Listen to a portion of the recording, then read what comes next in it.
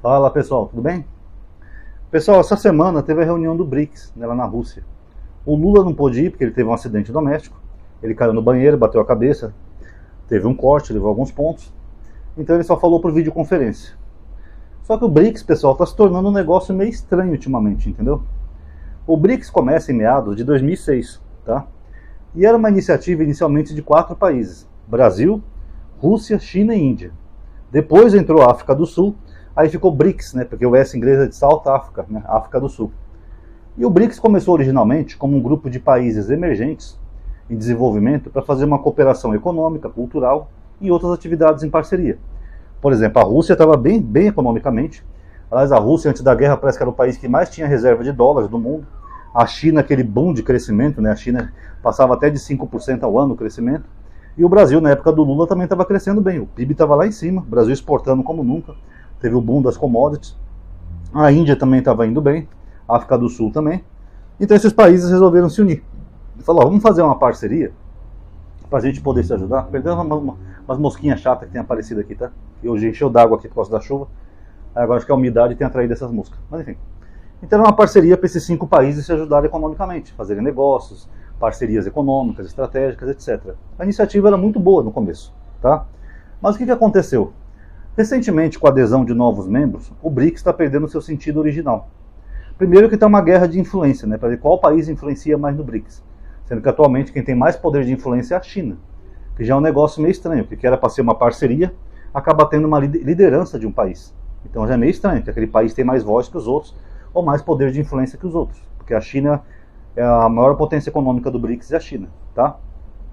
Segundo, esses novos países que entraram, pessoal, a maioria são ditaduras islâmicas, ou alguns países da África que também são como ditaduras, e o BRICS está parecendo uma panelinha de países ditatoriais, anti-americanos e anti-imperialistas. Só isso.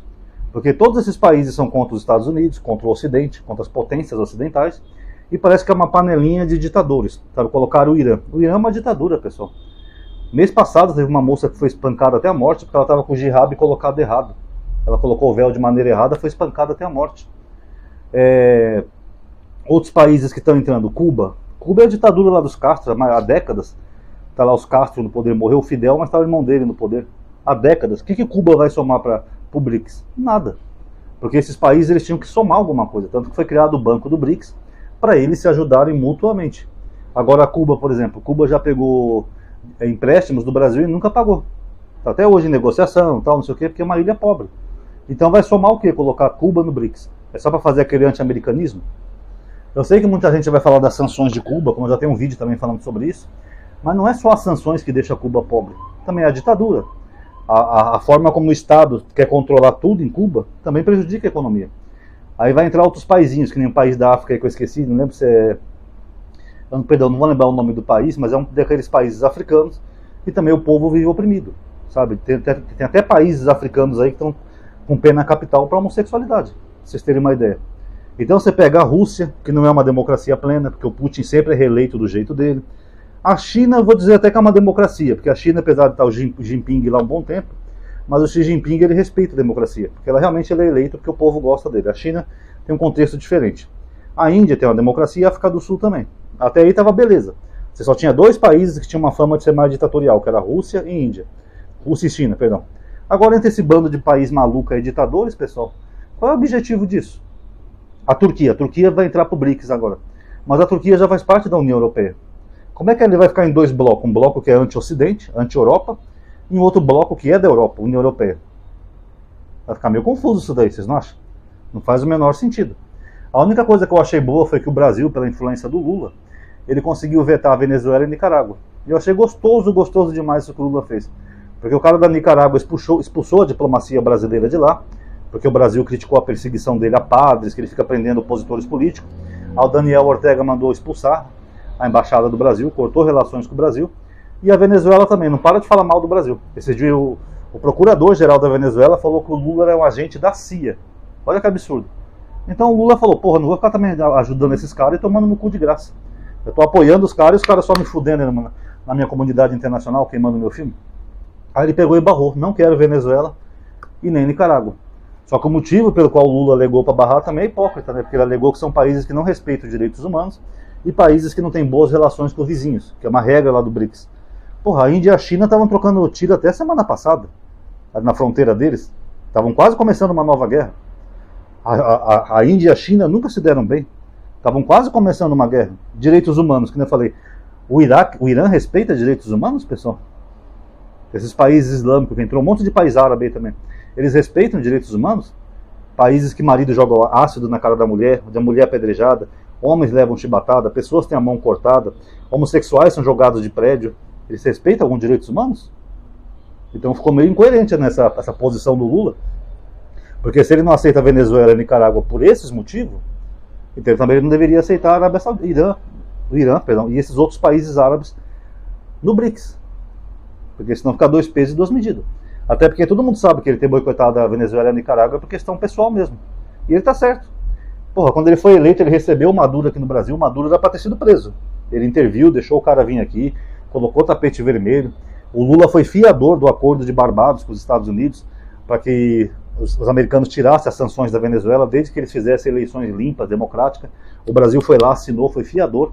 O cara não respeitou, terminou a eleição, já declararam que ele ganhou, nunca apresentou as tais atas.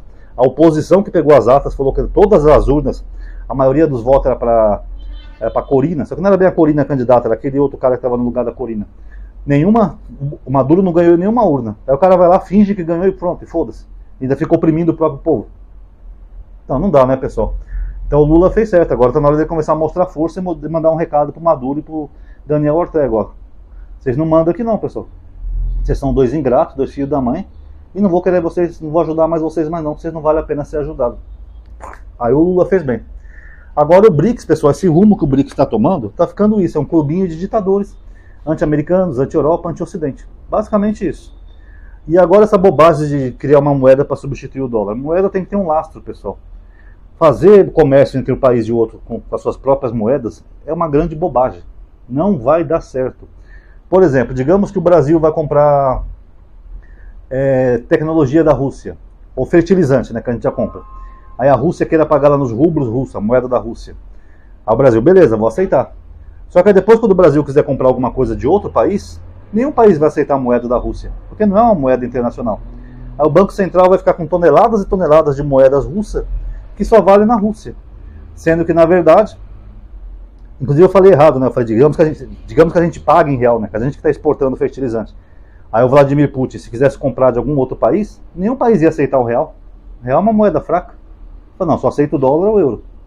Aí o que o Vladimir Putin ia fazer com tanto real? Ah, ele pode comprar no Brasil. A Rússia não compra tanto assim do Brasil.